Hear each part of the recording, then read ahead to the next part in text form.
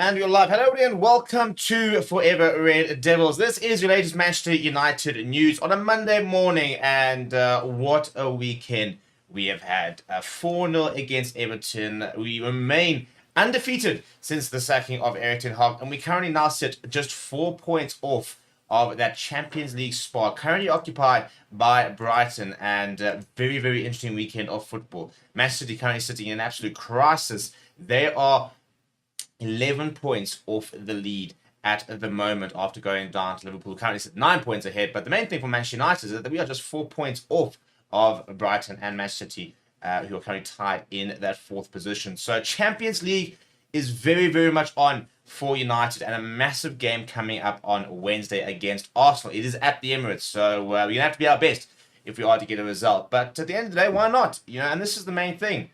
It's about belief. So the biggest positive for me of the last sort of week and a bit, under Ruben Amorim is the belief that the players are going to start to get. There's always going to be a bit of a new manager bounce, for example. But when you get a result like yesterday and you start scoring, 4 goals and keeping a clean sheet, for example, all of a sudden the defense suddenly starts to feel more settled in the new formation, new system. The attackers, Marcus Rashford going and scoring 2 goals. Joshua Zirkzee hasn't scored a goal since August, going and scoring a goal. You're now sitting there going, well, actually, we're starting to actually believe in the system, and maybe this system is going to really play to our strengths. And you start to believe in the manager as well, because we have progressively seen improvement within a week over Bodo Glimt. Well, I thought we were much better than that result implied. We scored 5 goals against Leicester in that round of 16 game, but we also conceded 2.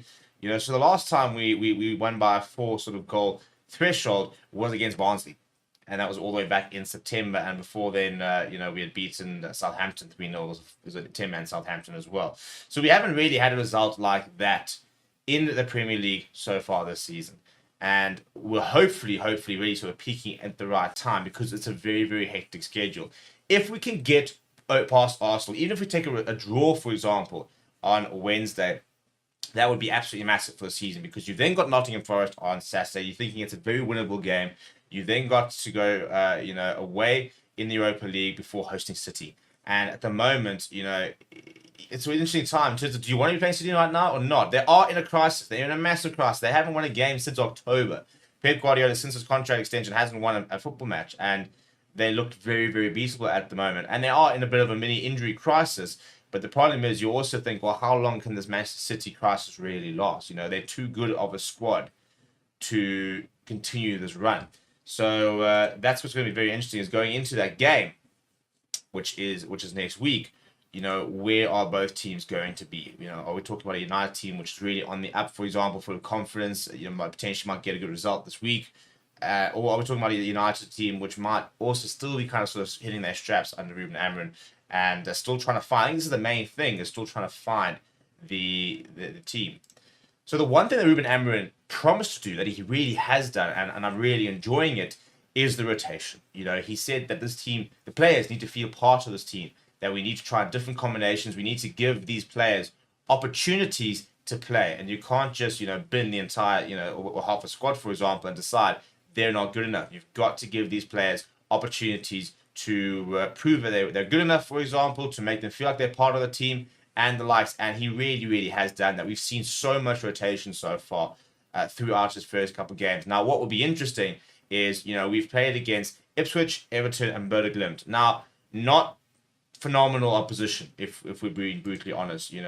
Ipswich are a side that their main target will be to stay up this season. Everton haven't had a good season so far. They're currently sitting at just 11 points after 13 games. I think they're 2 points above relegation zone. And we're talking about Bodo Glimt, who are, at the top Norwegian side, This Wednesday, for example, is the first big game under Ruben Amorim. And it's going to be very interesting to see what his team looks like, because now he's had 3 games where he has rotated. We've seen Atul Malacia, we've seen a Luke Shaw, for example. We've seen Kobe Mainoo come back, although he's not available on Wednesday, as is Lissandro Martinez. So on that point, the big news for United in terms of Wednesday is we will be missing out on 2 very, very important players, and that is Kobe Mainoo as well as Lissandro Martinez, who are suspended for Wednesday's evening clash after receiving their 5th yellow cards in the league against Everton. Really, really frustrating because I do think that Sandro Martinez in particular probably would have started. I think Kobe Manu potentially could have started, and we could really have used those two players on Wednesday. So to not have them is massive, but this is why it's been so important that Ruben Amorim has rotated, because we did see Luke Shaw gets more minutes this past weekend. For example, we have seen Mason Mount giving opportunities. We've seen a lot of players getting opportunities in different roles as well. So hopefully, anybody who gets picked on Wednesday, it's not going to be like their first time under Ruben Amorim. They would have played at least 1 or 2 games, and will be hopefully a bit more settled in the system, because we're going to have to be at our very best to get a result against Arsenal. And it's not ideal, but at the end of the day, we're also talking about players who have recently been injured. Kobe Manu coming back from a longer injury than Lissandro Martinez. The big news as well is Harry Maguire made his comeback yesterday, so we're starting to get players back into the mix here. I think Lenny Euro, I think we might see very soon. They're trying to get him back up to sort of match fitness. I don't think we're necessarily going to see him against Arsenal, and maybe we'll see him against Norwich this weekend. Sorry, Nottingham Forest. And maybe we'll see him, sort of in December. I mean, maybe he'll make the Europa League game, for example. So we are starting to get more players back into the mix, which is the main thing. And Ruben Amorim continues to be very good at rotating the squad, at making sure that everyone is consistently getting chances. And it's about confidence at the end of the day. It's confidence in various different things. Confidence in yourself as a player. You've now had a very tumultuous couple of months, and there'll be lots of people doubting, or maybe they're not good enough. Are they the reason that Eric Ten Hag got the SAG? Is it because you're not playing well enough? And that you need the confidence in the new manager, for example. It's one thing doing it in Portugal, but now you sit there saying, is this the right guy that's going to try and take us back to the top? You have to have confidence in the system, because a lot of them will be apprehensive about playing 3 in the back, for example, and how that looks and how they fit in, and is that really the best way to play in the Premier League, for example. And then they need confidence in each other. They would have lost a lot of confidence with each other as a team, for example, and as a club to a certain degree. So it's about building that confidence back up in all the various different structures, so that you believe in yourself, so that you believe in the systems, you believe in your teammates, you believe in the manager. And especially when it comes to the idea of scoring goals. So many players in this United side are confidence players. Marcus Rashford, I think, is a player when he's playing with a lot of confidence, when he's playing at his best, he can be frighteningly good.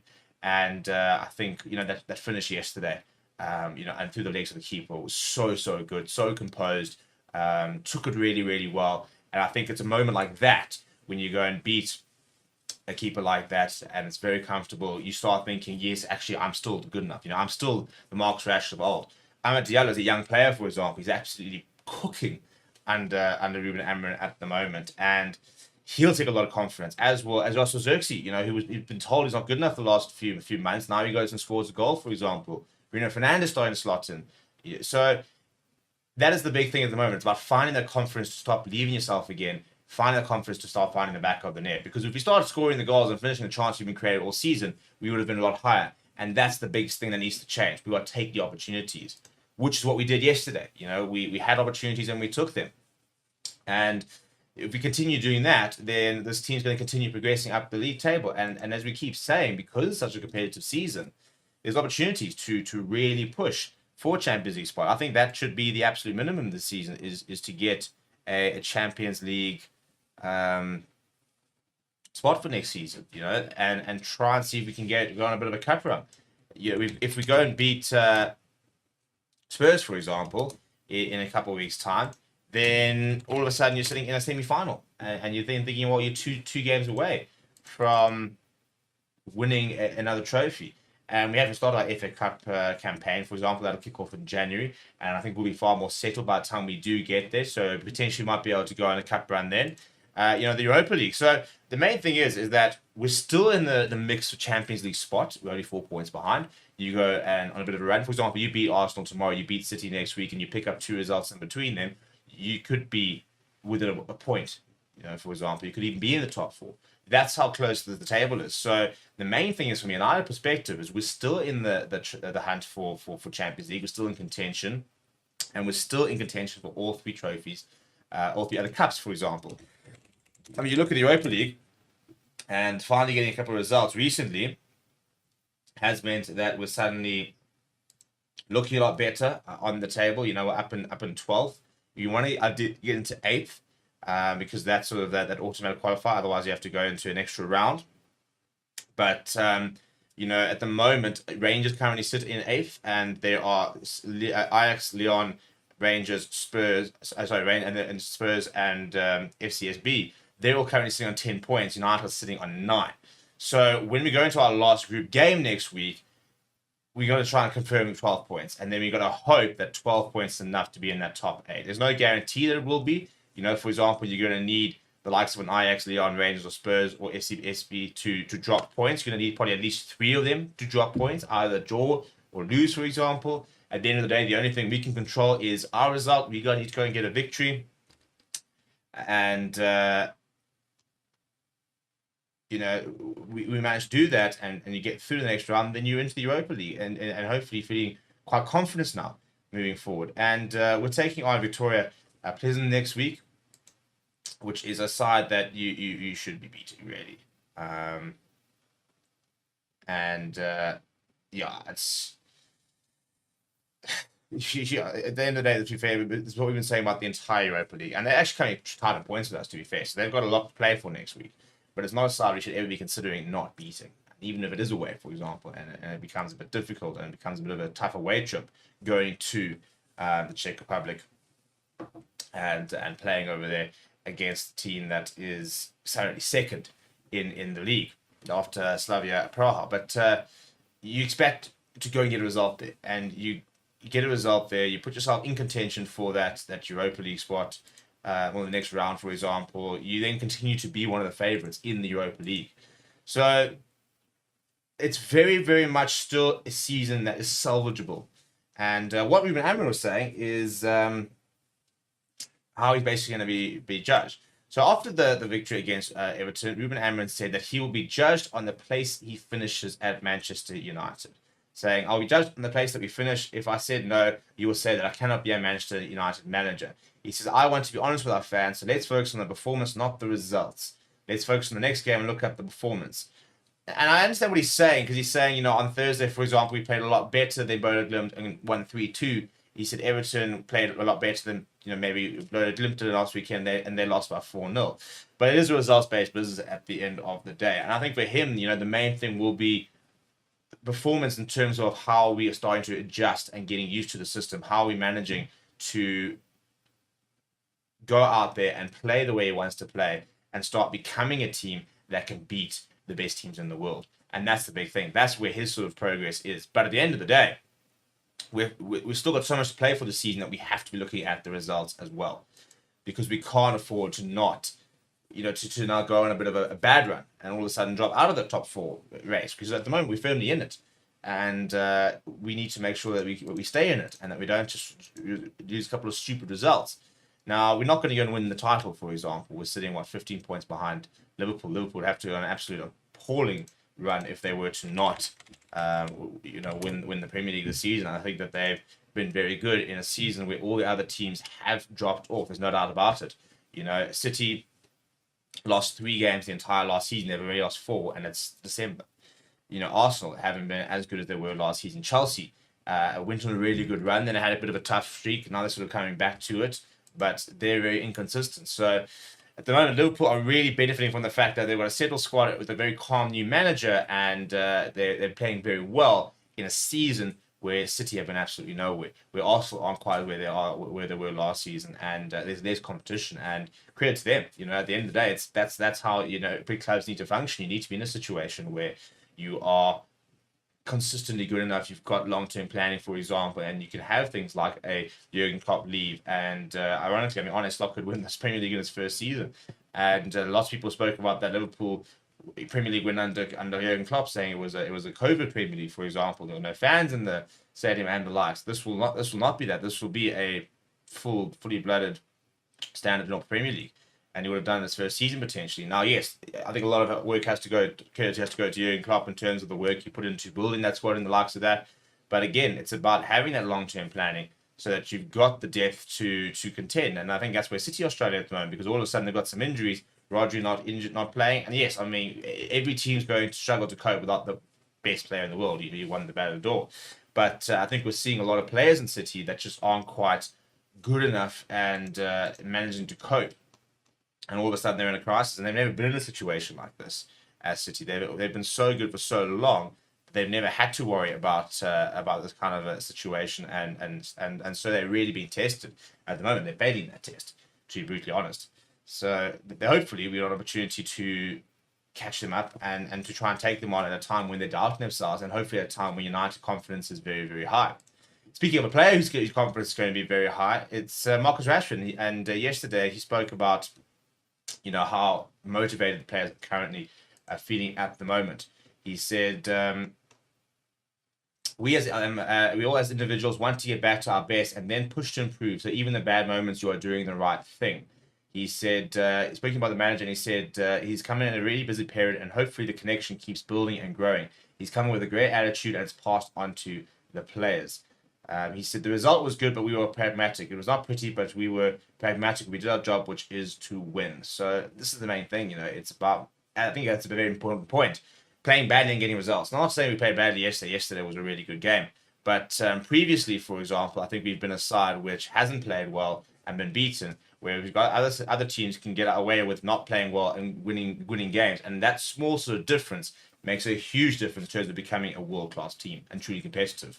Because you need to be able to have those bad moments and pick up points, grind out a result, find a late winner where you can basically say, right, boys, not a good game. We've got the 3 points. That's the main thing. Let's draw a line under the sand and let's move on to the next game. So lots to focus on from that perspective in terms of making sure that at our worst, we are still a very difficult team to beat. And we're a team that can score goals, that can create moments to win games. And if we can start doing that, then we start becoming the team of old that's going to potentially challenge for Premier Leagues, that a team that's going to be competitive in the Champions League. And we want to get back to those big nights, don't we? We had Liverpool beating Real Madrid this week. That is what you want from United. You want Real Madrid coming to Old Trafford. You want a Juventus coming to Old Trafford, playing against the Milans, playing against Bayern Munich. You want to go back to those big European occasions, having a Barcelona coming back to United, going to play at the Nou Camp. And we just haven't had those moments for many, many years. And once we get back into that and be competitive, that's when we can start, being the bigger club that we once were. The main thing I think is that I'm feeling very positive as a United fan, which we haven't had much reason to for a long, long time. And hopefully it's going to really continue, because I do think that we have made the right decision with a good manager, but I do think that we've got so much we still need to get right under him. And I think it is going to take time. So the question is, how much can this new manager bounce confidence carry us through, and to the point that when things might start going badly, we still have enough confidence in the system to not panic and to sort of just believe in the system and know and understand and believe that things will sort itself out, and that we can continue not panicking, being in a crisis mode, sack another manager, for example, and go back to square one, which has been the United story for the last decade, really. So we're going to wrap up there, people. Please do smash like on the video. Please do subscribe to the channel as well. We will be live once again this evening, 7:30 UK time, and we'll see you all then. We'll be live today, tomorrow. Obviously, we'll have a pre-build up on Wednesday for the Arsenal game, as well as our reactions and the likes. So. And we are live. Hello, everybody. Good evening and welcome to Forever Red Devils. It is the FA Cup third round draw kicking off very, very shortly. Manchester United dreaming of going back-to-back FA Cup champions. We are the most successful team in the FA Cup, and we absolutely love to win this trophy. It's probably our best trophy we can really win this year. I'll be honest, I'd rather win the FA Cup than probably win the Europa. I think most fans would, to be fair, in terms of sort of the prestige that comes with it. And I think the main thing is kind of the team that you have to beat. There are better teams in the FA Cup draw than there are in the Europa League, for example, with the likes of a Liverpool, a City, an Arsenal, Chelsea, for example, and lots of heritage over there. So the draw will begin in about 5 minutes' time. So we still have plenty of time to sort of settle in and have a look at exactly what is happening, where we are, what number we are officially, for example, and when these ties will be played, which will be obviously in about the early January. And some very interesting news, by the way, if you are a Manchester United fan, because Ruben Amorim has confirmed that we might see a potential full debut on Wednesday, with Lenny Yoro set to be fit to be part of the squad to face Arsenal on Wednesday at the Emirates, which is going to be an absolute cracker of a match. And hopefully we really get a good result, because we're sort of starting to see how tight this Premier League season is going to be. And I think in the last week, we're starting to see a United team which is starting to, touch wood, sort of fit together quite nicely. I think we're starting to see players get better understanding. I think we're starting to see a better vibe in the camp, and I really think that as we're going to go, this I think we're going to start to see very quickly who the players worth investing in, who the players who need to move out are, and who is we going to really start to build the squad around when it comes to Amarin's sort of final squads and teams. And the big thing I think for me on Wednesday is the first opportunity really to see his sort of strongest squad, in inverted commas, because if you look at the last couple of games, your Ipswich's, your Alberta Glimt, for example, even your Everton's, all teams you should really be beating quite comfortably, and not teams you necessarily should have to play your strongest every United team to be able to get a result there. So Wednesday is going to be the biggest one in terms of he's going to have to select his strongest side. And what does the strongest side look like? Well, we're going to have to wait and see. Now, the big thing is, when I was thinking about the FA Cup last season, there's actually those three players on the screen over there. Hoyland, Garnacho, Calvin Manu. It was such a cool photo of the three of them, with the United flags around the waist and the likes, and winning their first trophy. And it was pretty much the last time United fans really had a lot to celebrate. Eric Ten Hag had just won another trophy in the second season, for example. We thought we had turned a corner, and to have gone and beaten City in the final is everything you dream of. The question is should we be playing it in the third round? Now, in terms of the teams still potentially available for us, there are obviously 64 teams, and the third round will see 32 progress. And we now start to see all the different Premier League sides start to come into the FA Cup after the first two rounds, where they get buys, basically. And we are going to be at number 23, ball 23. So that's the one you want to look out for if you are watching the draw. And obviously, we'll be telling you exactly what's happening and who is playing who. So number 23 is the one you're looking out for. Obviously, there are no any sort of waiting and stuff like that, because it's obviously all English sides, so there's no waiting in terms of, let's say, you get third round Premier League clubs and Championship clubs, but basically the 44 teams in the Premiership as well as the Championship all automatically go into third round, and then there are 20 teams who have progressed from the first couple of rounds and the earlier rounds and the pre-rounds and the likes. And these games, by the way, will be played on the weekend of the 11th and the 12th of January. So not quite as early as you sometimes see, like on the 5th, for example. It will be a little bit later than that. But early January as expected. And very, very keen to see what we're going to do. Because, that time, I think we've got Liverpool on about the 5th. So it's going to be a tough start to the year, regardless of who we're going to draw. Because we're going to have a big game in Liverpool nice and early on. And hopefully we are with the back of a bit of a run. We've got City coming up, got Arsenal obviously in 2 days, got a Spurs quarterfinal. So by the time we get to this FA Cup third round, we'll know, for example, if we are in the League Cup semi-finals, which suddenly means you're two games away from a trophy. Spurs is a difficult game, but I think are beatable opponents, and if we beat them, then I'll tell you what, I think the chances of winning the League Cup are not bad at all. And we've got to look to win at least one trophy, and that's the thing. If we can have another bad season, inverted commas, go and win a League Cup, an FA Cup, I don't see why there's any reason we can't get into the Champions League either, with 4 points behind as it stands. So I think that we can really be in the mix as well. So all is not lost. I think that is the main sort of point that I keep trying to emphasize. across the shows and the likes, is that all is not lost. There's a lot we've got to be excited about as United fans, because we've had a really bad start to the season, and yet we're not that far out the mix. We've had a bad Europa League campaign, but we're still in the mix there. Not as much in the mix you want to see. We'll see how it goes next week in terms of whether we can get ourselves to that top 8 in Europa League, go automatically to the next round. But, we are in the mix there. We are in the mix with the Champions League spot potentially. So that's still an opportunity for us to potentially get that Champions League spot. And the nice thing is, it'll be interesting, for example, the further we go with the Europa League, the more that becomes a potential backdoor to the Champions League. So we do currently have 2 different avenues to get into the Champions League, whether we go to finish in the top 4, for example, or whether we sort of sneak in by winning the Europa League. But we're still waiting for the draw to officially kick off. It has apparently now been pushed back to 9:10, so obviously a couple of technical difficulties there as we wait. Now, here we go. And we will have the draw starting very soon as we find out where all the 64 different teams will play against. The one obviously we're waiting for is ball number 23.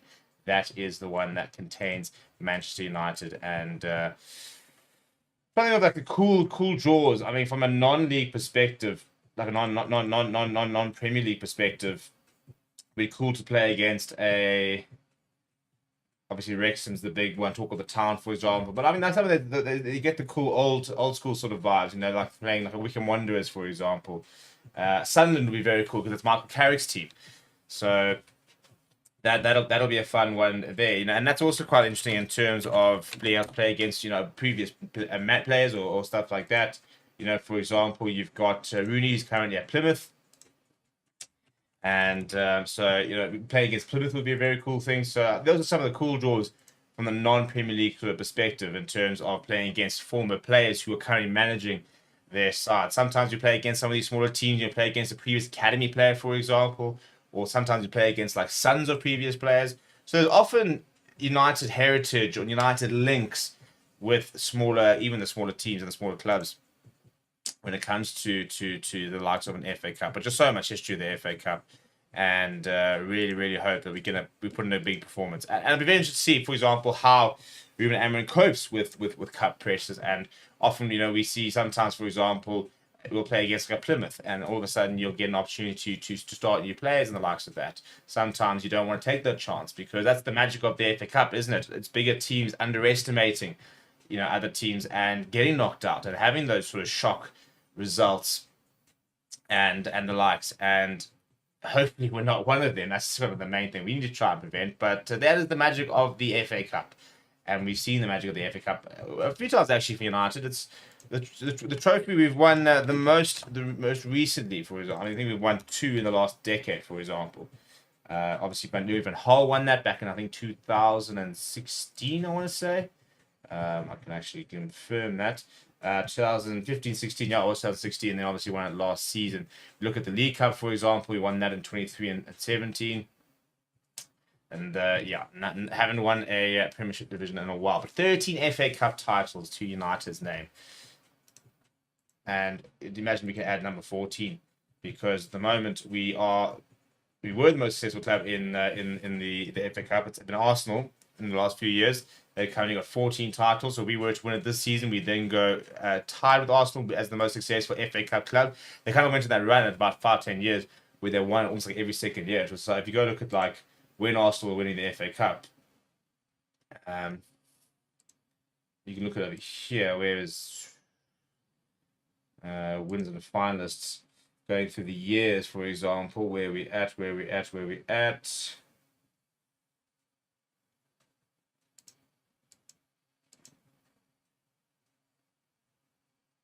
Last time the Arsenal one was 2020. I really wanted to see just the years and the year winners. Now there's no table over here which shows you the historic results from a year-to-year basis. But in terms of your most successful, it is Arsenal with 14, United currently with 13, Chelsea with 8, as do Liverpool and Spurs, City with 7, Villa with 7 as well. if it's not United, it'll be interesting to see if a smaller team nearly puts up a side. When was the last time we saw a Villa, for example, getting to a final and that kind of side, and winning the FA Cup? It was probably the Leicester win about 2-3 seasons ago. That was the last real big sort of shock FA Cup result.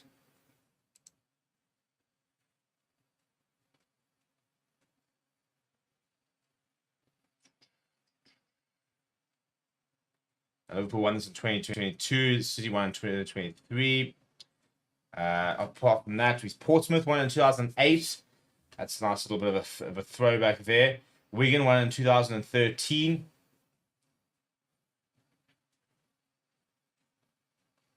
Leicester 2021. I thought it was about 2-3 years ago. But I haven't seen too many other teams sort of win it since then. Chelsea obviously won it quite recently, 2018. But none of the Spurs, for example, who've won 8 titles, have not won it since 1991. I mean, that just shows you the lack of Spurs trophies in so many years. But maybe that could be a saving grace for Ange Postecoglou, who's really struggling this season. They're not getting any ready results and the likes. Maybe this is a potential avenue for them. Maybe this is where they find the difference. Maybe they can find that trophy. And I feel like I think on the side that once they win the first one, I reckon they could then start going on becoming a bit of a team that can kind of pick up trophies here and there. But at the moment, it's just become such a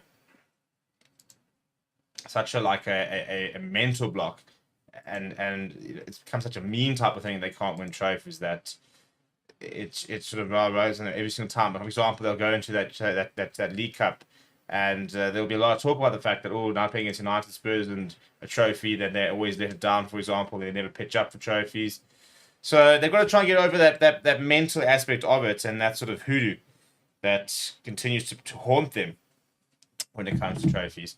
But unfortunately, we're still waiting for the draw to officially start. As usual, he's never running on time. Supposed to have started 7 minutes ago. And it was the third round. As mentioned, the ties will be starting on the 11th or 10th, 11th of January. So a little over a month's time. The first weekend of January is the 3rd and 4th. I think we're playing Liverpool on the 5th, I want to say. And then it's that second weekend of January where we suddenly start getting into the FA Cup.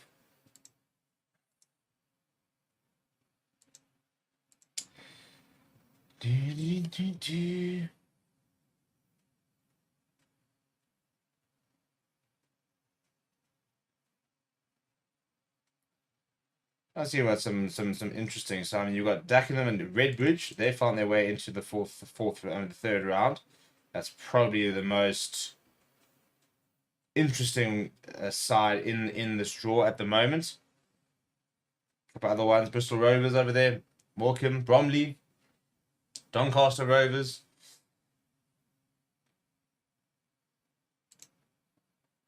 Come on, guys, let's get this going.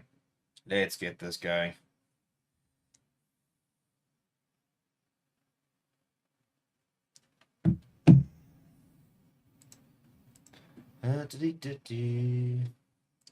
So, as mentioned earlier, if you look at some team news, by the way, in the meantime, you can kind of look at exactly what's happened. Ruben Amorim did give a press conference today.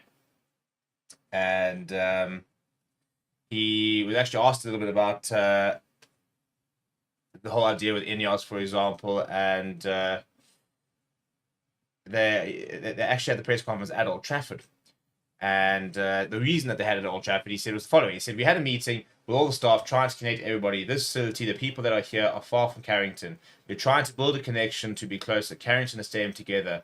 And that was the reason. So it's interesting. He talks about, Ruben Amorim talks about a lot the whole club very holistically, and not just,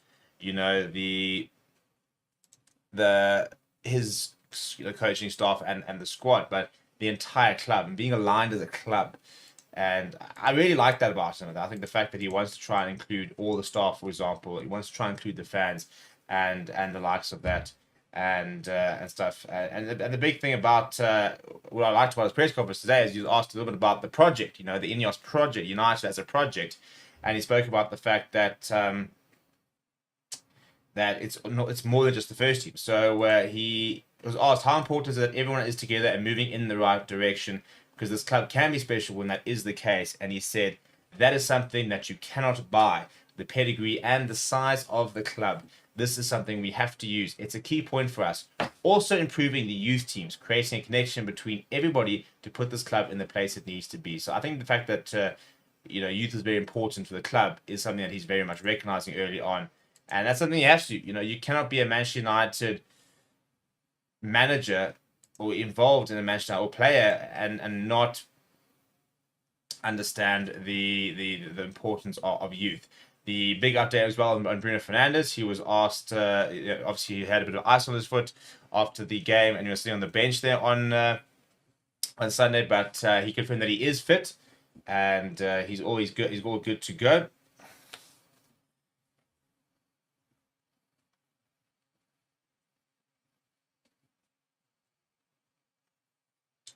He also said he doesn't like his chant, by the way. Interesting one. Over here, he said, I don't like my chant. I don't like it. I feel a little bit, not embarrassed, but because I'm the coach, they have to chant for the players and for the club. So it's not a good thing for me.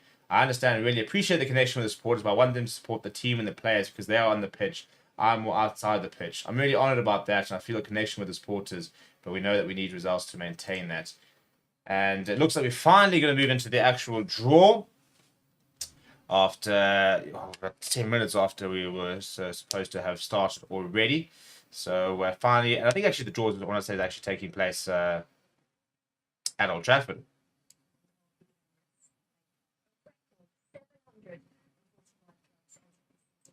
745 clubs, by the way, entering the FA Cup. Yeah. Right, come on, let's get this into it. Who are we going to have? Who are we going to have? You've got Dion Dublin there as one of the members who's going to be starting the draw.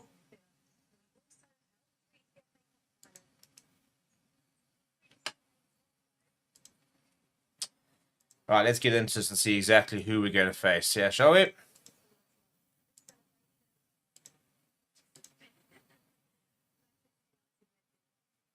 And Mark Hughes is there as well. Legendary striker for the club.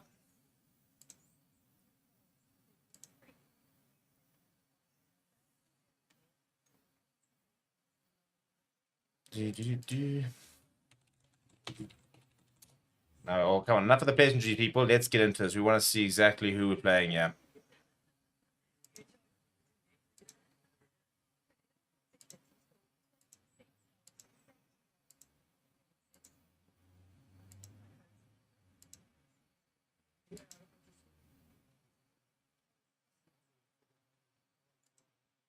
Now we have to listen to what Mark Hughes has to say. I'm all for change Mark Hughes, good guy, that Manchester United legend. But can we get onto the draw here, people?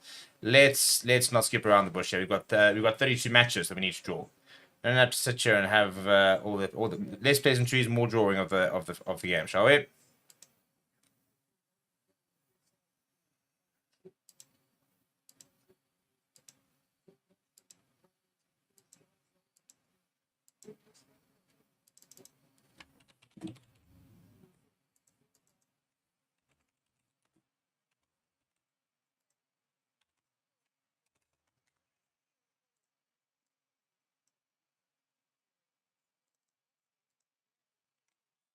As you're having a look at the ball numbers, as mentioned, 23 is the one that we're looking out for.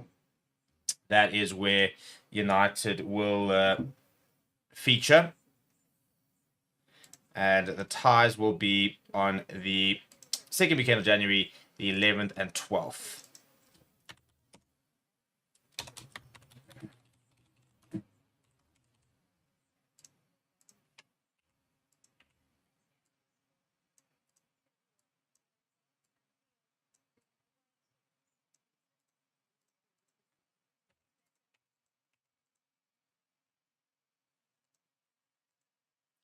All right, the balls are all in finally. Now we can really get going.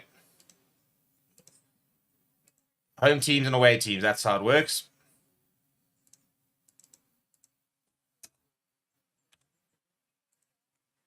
All right, who we got here? Come on, first down up. The draw is as follows. 36. Southampton, right. So, Southampton.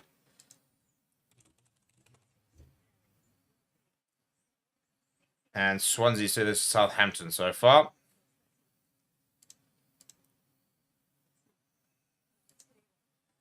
Number 2 is Arsenal. So, most successful club in the competition. Oh, United. Well, there it is, people. We didn't have to wait very long, is it? Arsenal versus Manchester United at the Emirates. Well, here we go. Well, we don't have to wait much longer than that. Goodness me, what a tie that is. The two most successful clubs in the history of the competition have officially been drawn against each other. Well, I would imagine that tie will take place in the 12th because that'll be the game of the weekend. What a draw that is. And look, you want to beat the best, you want to be the best, you got to beat the best. So, not ideal. I don't think either team will be too chuffed with that. But that makes for a great FA Cup, if nothing else. Just gonna put that on screen right now. Goodness me, what a cannot believe that draw. That is absolutely mental.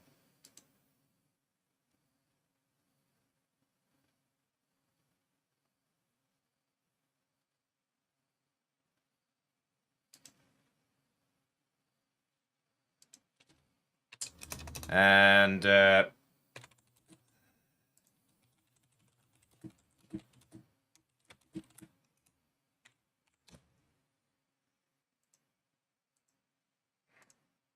well, there it is officially. Right, FA Cup round 3 draw, Arsenal versus United. That is childish. Not the draw we probably would have won, but that's the draw we've gotten. Right, so there we go. So breaking news. Manchester United will be Manchester United will be going away to Arsenal in the 3rd round of the FA Cup. City have just been drawn at the moment. Aston Villa versus West Ham is another big draw. City have officially drawn. They're going to draw somewhere around, and they always tend to. Salford City. That's about right. That's about right. They don't have to go particularly far. Big celebrations there from Salford City. So important for these sort of big clubs, those sort of smaller clubs like a Salford to get a draw like that. But that is as big as you get in the FA Cup. United going to the Emirates in January for the FA Cup. Well, there we go, people. Didn't have to wait very long to find out exactly what was going on.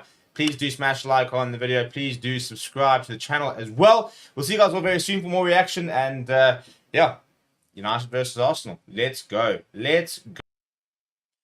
And we are live. Hello, everybody. Good morning and welcome to Forever Red Devils. This is your latest Manchester United news, and we are literally just hours after we learned last night that we will be taking on Arsenal in the 3rd round of the FA Cup clash, and we are a little over 24 hours away from we will clash against them in the Premier League. So right now it is all about Manchester United and Arsenal with regards to the Premier League clash tomorrow, the FA Cup clash, and Mikel Arteta versus Ruben Amorim, and very interested to see how things go, as well as how United line up. Coming up in the show today, we are going to be talking about the man who is absolutely vital to the Ruben Amorim success, as well as the potential new people that might be responsible for his success, and also looking about a Manchester United player who's been named in a league team of the season. Going to be talking a little bit about the press conference that Ruben Amorim had yesterday, as well as what to look forward to this evening in terms of the show. We are going to be looking at a bit of a predicted lineup for what Ruben Amorim, I think, will look to try and do tomorrow against Arsenal, because it's going to be the first time we're going to see a sort of full-strength side from Ruben Amorim in terms of having to play against a side that is better than us, to be perfectly honest. And for the first time in his sort of tenure so far, we're playing against a top pedigree side. You know, a side which, you know, to expect to face in a Champions League, you know, playoff game type of thing. A side you expect to compete with against for the league. So that in itself is very exciting, given the fact that we haven't really had that sort of kind of team just yet. Under Ruben Amorim, we're not entirely sure what to expect from him when we do have that clash tomorrow evening. So very excited to see how it all does go. Let's start with the main thing, which is talking about one of the most important players. Against Everton, we saw Manchester United pressing properly for the first time in a long, long time. And there was one player who won the ball and kept working, and immediately sort of saw exactly what it is within the Ruben Amorim system that is required from somebody in that position, and that is Amad Diallo. He was absolutely sensational on Sunday. The work rate, the awareness, for example, showed exactly what you need to do to thrive under the Ruben Amorim system. And he actually credited Ruud van Nistelrooy for really helping get Amad Diallo right. He also said he does need to improve. He said he's a really big in talent, but small in size. But he also has to improve. He is a great moment. And so cool to see him, really continue to progress. And I think he's someone who's going to provide a blueprint on how you can actually thrive under Ruben Amorim in the new system. Because it's not hard. It's really not hard. We're talking about working hard. We're talking about chasing down lost causes. We're talking about intensity. That is what Ruben Amorim wants to see from players. And Amad Diallo, is he as good a player as a Marcus Rashford right now? In terms of talent and ability, maybe not. But work rate, for example, on Sunday was absolutely tremendous. And understanding when to, for example, press, when not to press, how to press, and the likes. And that work rate is going to stand in such good stead. It's one of the reasons why Bruno Fernandes did so well when he arrived at United. It's one of the reasons that Wayne Rooney continues to be, rated as one of the greatest ever players, and that work rate was a massive part of it. So I personally think going into tomorrow's game, Amad Diallo is undroppable, absolutely undroppable for United against Arsenal. I think we have to start him tomorrow. I think he has to sort of take up that right-hand position, because we're going to have to work tomorrow against Arsenal. We're not going to dominate possession. We're not going to be, the side that's going to dictate terms. We're going to the Emirates, hitting on the counter-attack, for example, creating those chances like on Sunday where you rob the ball of the opposite, or the opposition of the ball in sort of that halfway line or inside their own half, counter-attack, quick and convert to goals. That is potentially how we're going to try and beat Arsenal tomorrow. We have to be very compact, and we then need players who can create moments and opportunities. And that's not necessarily just opportunities in terms of your final ball, for example, across to Erasmus Højlund. Opportunities like winning the ball back in a very promising position where we can then counter-attack, like winning the ball back off a opposition centre-back or a left-back, for example. And all of a sudden, you've got 3 players, 3-on-2 situation, even 3-on-3 situation. And all you then got to do is pick up the right pass, and your striker can hammer home and punish teams. So it's going to be great to see exactly how Amad Diallo continues to progress under Ruben Amorim. And I want to know what you think. Where do you see him settling down? And just how important could he be for the season? And also, which players do you think can really learn from him? I think, you look at a Marcus Rashford, who has got far more ability right now in his career than an Amad Diallo has. And he needs to look at how Amad's playing the game and identify it and say, right, that's how I'm going to try and be successful under Ruben Amorim. Felix saying, I'm watching from Kenya, saying, I have a feeling that we'll get something as Man United from the Emirates tomorrow. I've also got a good feeling about tomorrow. I don't think it's necessarily going to be a win. I don't think we're going to go in with a lot of confidence, but I think we can nick a draw tomorrow. And I think a draw would be a great result. I think the main thing is to continue progressing, but we're playing with a lot of confidence tomorrow. And if we can go to the Emirates and come back with a point, take a game to them, for example, give them a bit of scare. Just the confidence we'll take. It's not so much for me necessarily about the result, even about the point. It's a belief thing. We've got to get the players believing again.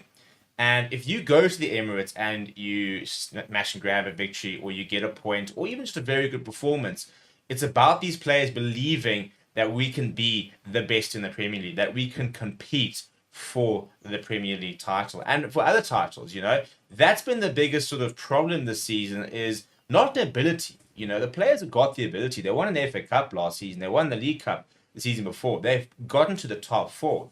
Yes, I don't think we've recruited phenomenally well in the last couple of seasons, but we've still got world-class players in the squad.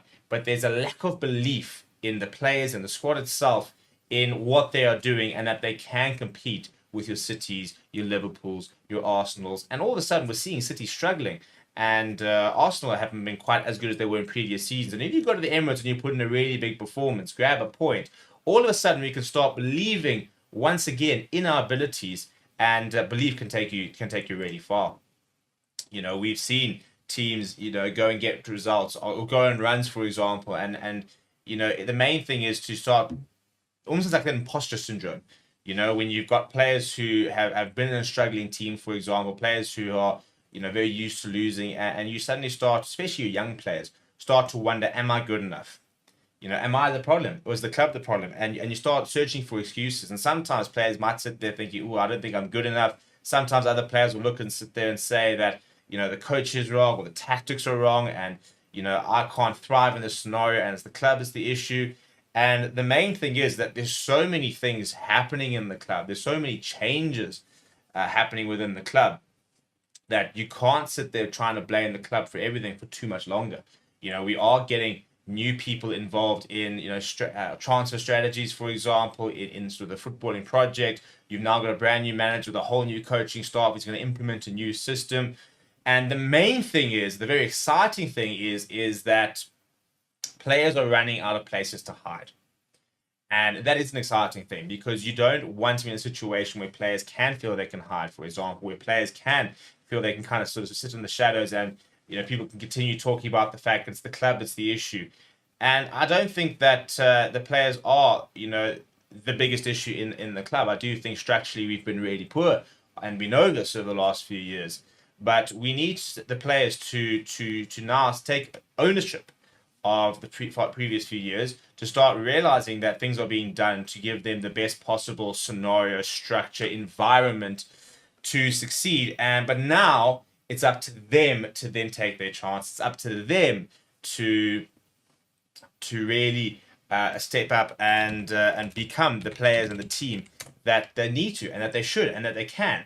So, I mean, you look, for example, at an Amad Diallo, and we're talking about a player who's 22 years old. He's had to go out on loan. He has to fight his way back to get into this United side. And so far, if you look at the season, he's played 11 Premier League games, 1 goal, 5 assists. He's got 3 goals and 5 assists so far in the season, 8 goal involvements in 19 games. And the frustrating thing for him is that he was backed in a couple of games in August, for example, in September, and started quite a lot, and then kind of was sort of dropped to the bench. And I think Erik ten Hag lost the trust in him.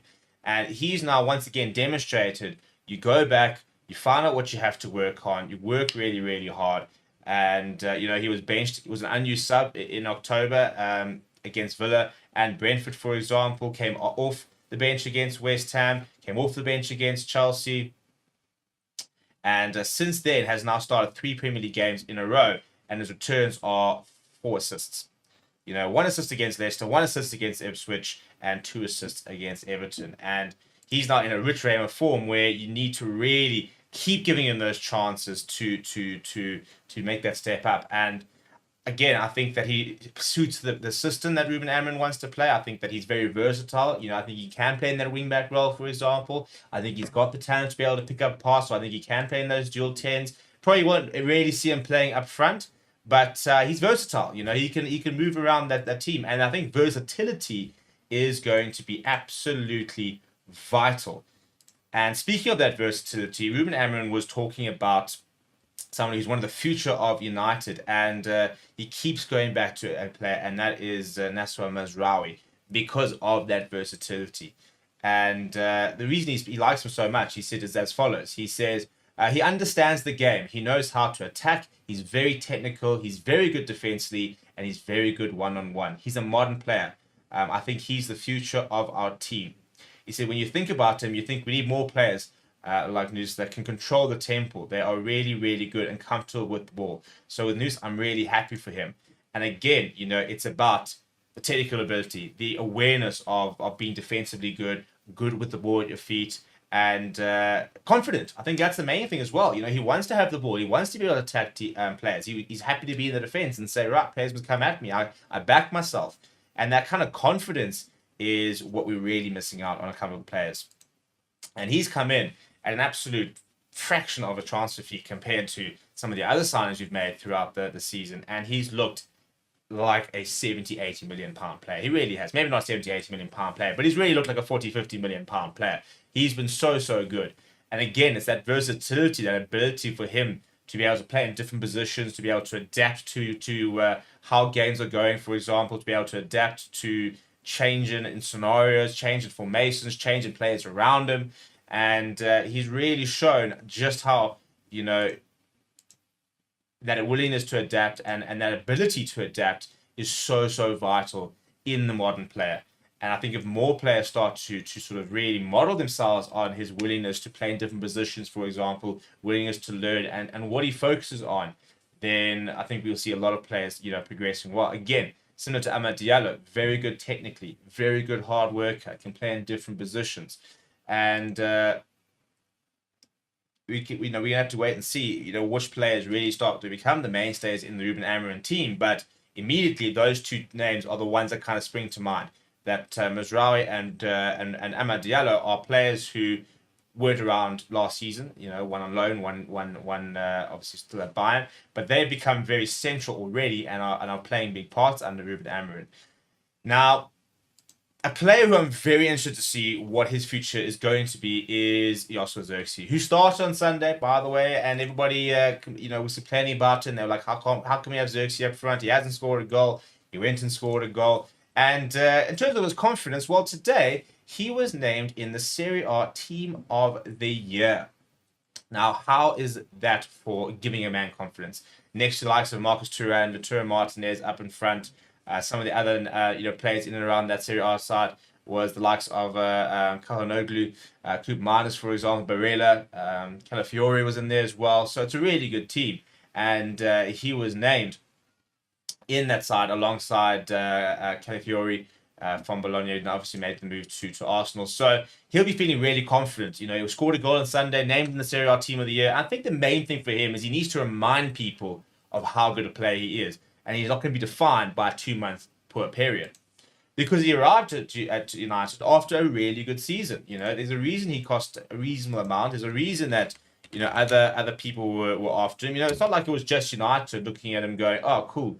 You know, he's somebody that we might it might be good enough, and nobody else. Everybody else like, oh, who's this guy? You know, and he's also still so young. This is also a thing. I think that at the moment we've got far too many youngsters who kind of get written off, and far too many players who aren't going to get the opportunity to thrive because of the bad situation United are in. You know, we're not in a situation where we could afford to blood youngsters in, give them chances in a team that's winning titles, for example. We're now going to these young players saying, right, you guys are the future, but the future is now. You know, it's not just you guys are a player for 3, 4, 5 years time. You guys are a player for here and now, and in 3, 4, 5 years time.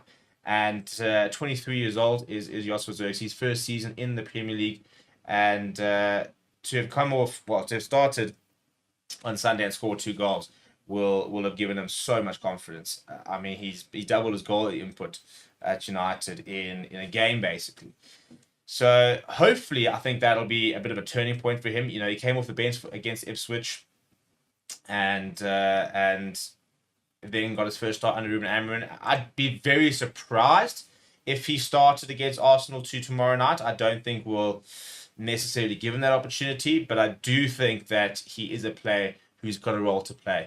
I don't think he's a player that I want, for example, to see, you know, being, you know, sold in January, for example, moved along. I think there's a player there. I was interested that he was played up front. Obviously, he is, in theory, sort of is considered centre forward. But I think in the Ruben Amorim system, I think he has the ability to play in those dual 10 roles. I think he's a player that can bring players into the game around him. And not to say that, for example, especially in the Ruben Amorim system, where you've got your 2 wide players who do play quite far up. And I think that I think even the fact, you know, you look at the size of him, and in theory, with a bit of help, he could become a really good target man as well in terms of ability to be able to hold the game up, play with his back towards goal, and then play in those wide players whilst linking up with the 2 10s in behind. I think he could be a very interesting option, a very different option maybe to Erasmus Højlund, a completely different option to if you're going to play Marcus Rashford through the middle, like we have seen Ruben Amorim done. So, again, talking about the confidence, and that's why I do think, much like Felix was saying in the comments earlier, I do have a feeling that we can go get something from Arsenal tomorrow, that we can go to the Emirates with our heads held high and think, well, come, let's give them a game. Let's have a go here. You know, let's not just go into our shells and arrive there going, oh, listen, these guys are quite good. and be happy with a 1-0 result, for example, or a 2-1. We need to go out there, get an early goal, and we've scored early on several occasions under Ruben Amorim. I mean, it's been ridiculous, really. If you look at the last 3 games, how well we've started. The issue has come in the last couple of games of how we've then buckled. So Bodo Glimt, we took a nice early lead over there. Ipswich, I mean, we scored like 2 minutes into Ruben Amorim's first ever match. It was absolutely mental. So I want to get you the exact times. We scored. So Garnacho scored in the first minute against Bodo Glimt. Yes, it was an error on their behalf, but they all count at the end of the day, and that's the kind of intensity. It's a good start. Ipswich, we scored officially in the 2nd minute, and then Everton took a while to get going. Eventually scored in the 34th minute. But the main thing is we've been scoring first in all 3 of those games, and we've been starting games off relatively well and getting a lead. The issues obviously come, mostly against Bodo Glimt and against Ipswich, where we didn't manage to protect that lead. Everton was the first game where we took a lead and we managed to get scoring goals, kept being quite relentless with that pressure, and we need more of that. And that's why I think tomorrow, go out, have a go. Go out and attack Arsenal. Let's see what they're all about. At the end of the day, we need to stop pussyfooting around, to be perfectly honest, but very bluntly. We've got to go to Arsenal at the Emirates and say, right, we're going to defensively be quite compact, and that's what we get with the that 3 at the back. Not having Martinez is going to be a big blow. I think we'll probably see De Ligt move to that centre back in the middle there. Mazraoui will start on the right, and I think we'll see Luke Shaw at that left centre back, and I think that's a pretty solid front 3, back 3. And then we're gonna have Dalot probably on the left, Dalot on the right. Will be my guess. In the midfield, maybe Casemiro Ugarte, because there is no Kobe Menu, and then probably Bruno, Rashford, and Xerxes up front. That would be my guess. Or Rasmus Højlund up front. But I think that I think we're going to see Rasmus Højlund. I think that he's a player who, I mean, he was talking about, he scored 2 goals against Bodo Glimt, and so I mean that's the nice thing. You've got 2 strikers, for example, in 2 games, and Ruben Amorim. Marcus Rashford scored 1 against Ipswich and scored against Bodo Glimt, and then you've got Rasmus Højlund, who scored 2 against Bodo Glimt, and then you've got Joshua Xerxes, who scored 2. So all of a sudden, all 3 players you have started up front in your last 3 games have scored goals. So we were a team that was creating opportunities but wasn't finishing. We have now scored 4, 5, I think 6 striker goals in the last 3 games, in the first 3 games under Ruben Amorim, and that's what we need to try again tomorrow. Speaking of strikers, there is another update about Victor Gyökeres, who is apparently has held concrete talks with United over a potential £83 million transfer. City are apparently upping their ante to try and bring him in as another option to Erling Haaland, but we've obviously been linked to him a lot, given the fact that he's played under Ruben Amorim and he's kind of fixed the profile. And apparently now there have been concrete talks. I don't think it's much of an update, in all honesty, from where we were last week, but the main thing is that we continue to be linked with him. The main thing is, though, for example, that we are creating chances and strikers are scoring goals. So it looks like, for example, he would fit in really well, assuming that we actually need him. I mean, it's early to say. I'm not going to sit there. I mean, if we had the chance to sign him in January, I'd say 100%, because he's a senior striker. We don't have a senior striker. We've got Rashford, who's a makeshift striker, and then Højlund and Xerxes, who are both youngsters.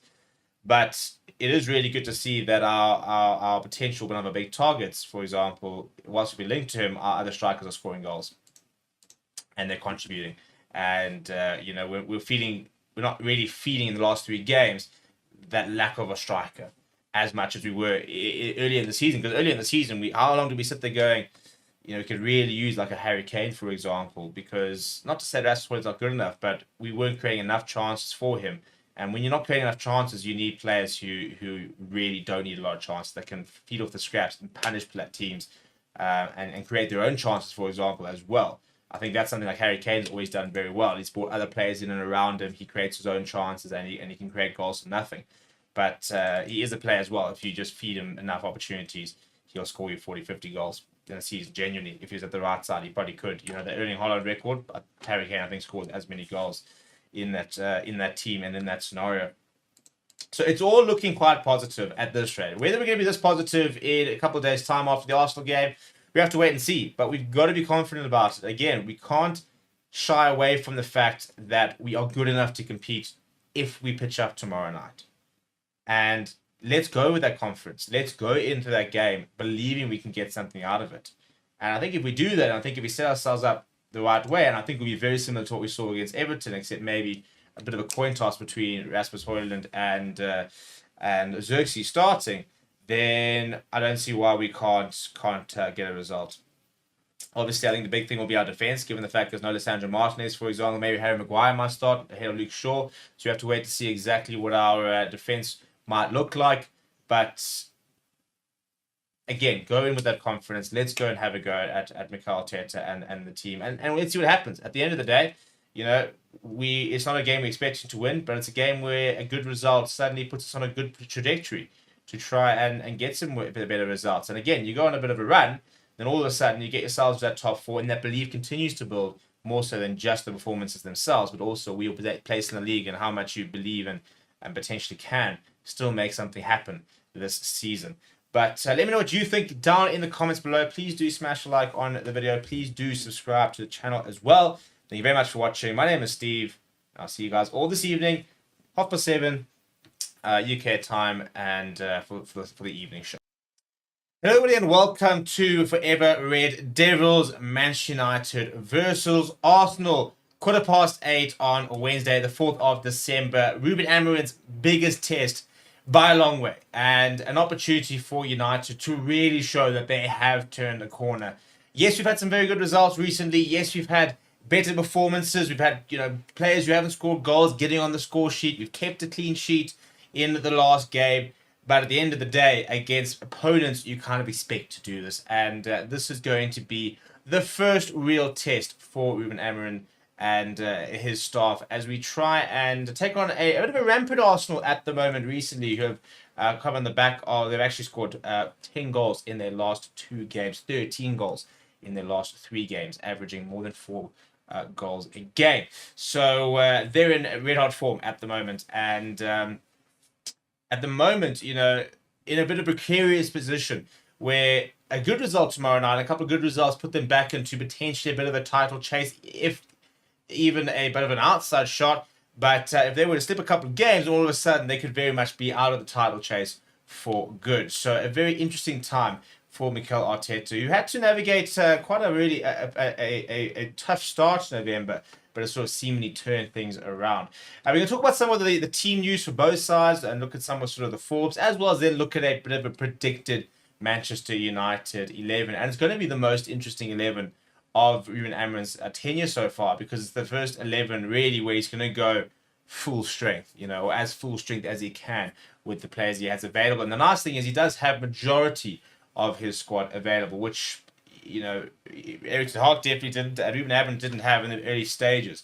So in terms of some injury news, Harry Maguire made his return, as has Luke Shaw and Tor Malacia recently. However, we do know that Lisandro Martinez and Kobe Mainoo will not be involved tomorrow night because they are currently suspended after picking up 5 yellow cards. As a result, they will miss the clash tomorrow night and will not be involved. Another defender who could be involved is Leny Yoro, who could make his Manchester United debut if he's selected by Ruben Amorim in the matchday squad, which I think you might see. I think we might see him in the squad. Whether we'll see him actually take to the field, I'll be quite surprised. But you never know. I'd be very surprised if he were to, for example, throw him in the deep end. And it's a bit of a full circle really for Leny Yoro, because it was against Arsenal in the preseason where he injured his metatarsal, which has kept him out for so many months. And it'd be really cool to see him make a return against Arsenal. But I don't think we're going to throw him into the deep end just yet. The only other sort of recent injury concern was Bruno Fernandes had some ice on his foot on Sunday after he came off against Everton. But Ruben Amorim has confirmed that he is fully fit and will feature tomorrow evening. So, the incredible fitness standards that Bruno Fernandes continues to drive. He's phenomenal. I think he's been available for over 90% of the games United have played since he's arrived. So he's an amazing player with regards to keeping fit. In terms of Arsenal, for example, no Ben White, and they're waiting to see what's going to happen with Thomas Partey and Mikel Merino. There's also potentially a injury concern regarding Gabriel, who picked up a bit of a knock against Sporting last week. And Tomiyasu is also somebody who's not been playing recently. But apart from that, a pretty full squad for Mikel Arteta to be able to pick from, and we expect obviously them to go as full strength as possible, which would mean that the big threats for United, obviously with Bukayo Saka, Havertz in the middle, Trossard, the front three. And the main thing is obviously the midfield, really, and how you can try and dominate the midfield. A bit of an interesting one now, Jorginho, Declan Rice, Martin Odegaard, and the way they kind of set up at the moment. So, yeah, I'll be interested to sort of see how they do set up. Obviously, Gabriel played over the weekend but came off, and so I think that he probably should be relatively fit. But we wait to see exactly who will line up for Arsenal. But I don't think there will be too many changes, to be perfectly honest. I think they're a pretty settled side. And with regards to how United are going to set up, well, this is my predicted side. And obviously, Onana in the goal is pretty expected. But for me, it's the composition of that back three. Now, Nusa Mazraoui has actually just been named Premier League, Manchester United's player of the season, of the month for November. Very deserved. And he's had a really good month. And he's been absolutely key to the turnaround that we have seen under Ruud van Nistelrooy as well as Ruben Amorim. So really, really well deserved from him there.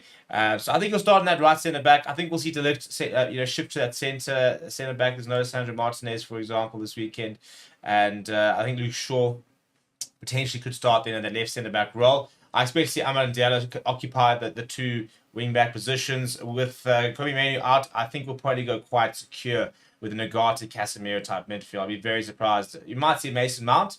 That's sort of the other way we can kind of go, throw Mason Mount to that midfield, but not necessarily maybe as defensively solid. So that's going to be an interesting one. How defensive is Ruben Amorim going to be? Is he going to take chances, for example? Is he going to throw the dice a little bit?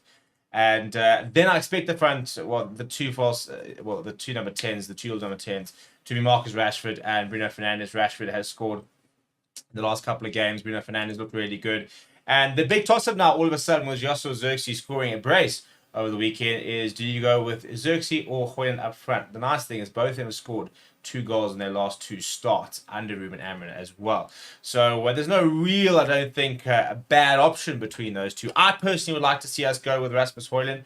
I think that's the side that really gives the best chance of being as competitive as possible tomorrow night. And in terms of our chances, Arsenal have had quite a strange season in terms of their recent form. So they lost to Newcastle back at the beginning of November, and they followed it up with a 1-0 loss against Inter Milan before being held by Chelsea. But since then, they've gone 3-0 against Nottingham Forest, 5-1 against Sporting, and 5-2 against Arsenal. So they have conceded goals in their last 2 games, but they have been scoring goals for fun.